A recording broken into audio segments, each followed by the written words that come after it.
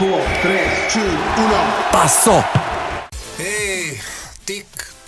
TikTok ishte ajo që dëgjuam dhe në fakt me ato do të vazhdojmë sepse është në linjë direkte për Top Albania Radion Arbakalli që Ari, përshëndetje. Përshëndetje Denis. Para se të flasim për tenisin, dashurinë tënde dhe pasionin e përditshëm, do të na duhet që të mbyllim të pjesën që kishim nisur për futbollin italian, sepse po jepnim një dorë këtyre ndeshjeve të fundjavës, besoj se edhe ti e sheh futbollin pavarësisht se luan shumë tenis apo jo. Patjetër, sidomos tani me dominimin shqiptar në Serien A është detyrueshëm.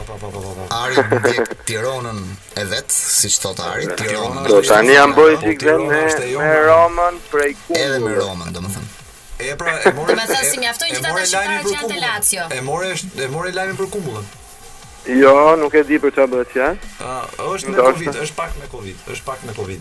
Dëgjoj, s'ka gjë me që edhe unë kalova para 3 javësh me gjëra fjalë.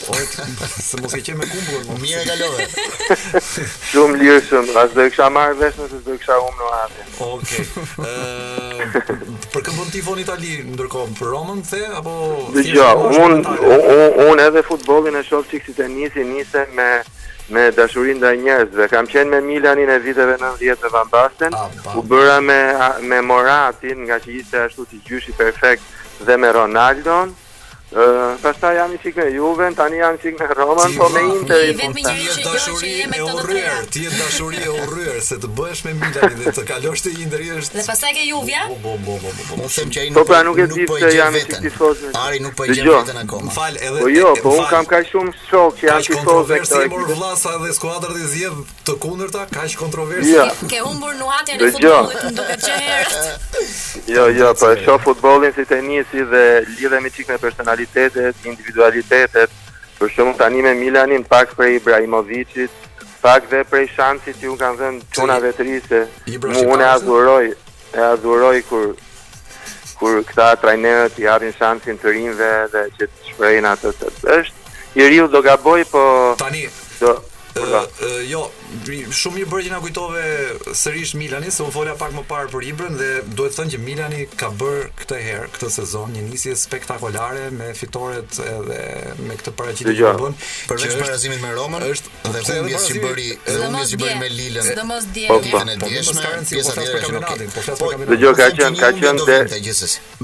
derbi parë që kemi humbur që si në një farë mënyrë edhe e shijova, ishte ky nga magjitë e Ibrës, është genial, është gigant. Është jashtëzakonshëm. E bën futbollin edhe më interesant.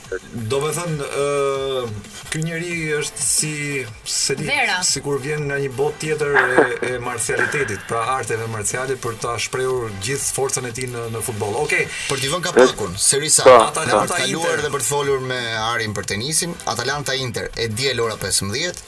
Genova Roma me që ndjek Ari, po e diel në orën 15 dhe Milan Verona e diela mbrëmje. Atalanta Inter është fort shumë. Janë kanë super sfida dhe janë vazhdon fitoret. Edhe do shohim se Interi do ketë vështirë me Atalantën shumë. Po, çfarë interesant është bërja që ti tani si je kështu që je si kontrovers. Po si mos jemi unë çik me Atalantën duke qenë Beatrice. Absolutisht atë kishte ngel.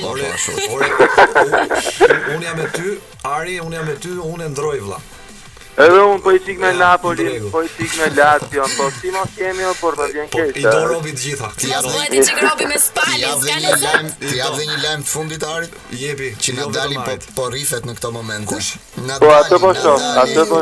Tani kalojmë më një herë ke tik Pablo Busta, kemi quajtur tenisin. Ç'është ky Pablo Busta? Pablo Carreño Busta. Si ky është ai që bëri Djokovicin të përplasi topin në US Open që u përjashtua. Është një spanjoll shumë interesant. Dhe më pëlqen shumë ky çon sepse gjithmonë thonë që duhet të fillojë vogël tenisi para 5 vjeçë. Dhe ka filluar tip 11 vjeç, që është absurde që të mendosh që ka arrit në këtë nivel profesionistësh në kaq vonë. Dhe më pëlqen vetëm për këtë fakt, plus që është kështu ta shohësh është si doktor, është shumë djalë serioz. Tani një pyetje kisha. Çfarë thot Nadali ty personalisht? Jo, është personifikimi i çik si Ibrahimovic, kështu që habita, kupton që thyn çdo limit, po ky është për mua ndërturja më e mirë. A jeti një tifoz i Nadalit, Ari? Unë kam nisur Djokovicit ai është me Nadalin. Po jo, është shumë interesant fakti se unë kam bëm tifoz i madh me tenisin kur isha edhe në Paris dhe aty lindi rivaliteti Nadalit me Federerin, se gjithë Franca adhuronte Federerin që sapo kishte dalë në vitin 2004-2005. Dhe pikërisht në atë ditë erdhi Nadali 19 vjeç dhe e rrahus Federerin finale dhe e ka rrahur disa vite. E bëri pistil kur i thon në gjuhën jargonin. Po dëgjoj, unë urreja në fillim se ky është lojtari më i përkushtuar që ekziston në fushë, por unë s'kam parë lojtar më gentil dhe më fair play se Rafael Nadal. Ky lojtar që duket sikur në fushë do ta vrasë kundërshtarin, ky lojtar akoma nuk ka marrë një warning në tenis, që është gjëja më absurde. Je dakord që është tenisti që rënkon më shumë kur e gjuan topin një herë? Fillimisht. Ti nuk je pozicionuar keq për këtë bisedë sepse është një video në YouTube, do ta them unë pse, sepse femrat janë skandal fare dhe ka qenë një ndeshje Sharapova me një ruse, që po ta shohësh në YouTube mund ta fusni pastaj ta shihni.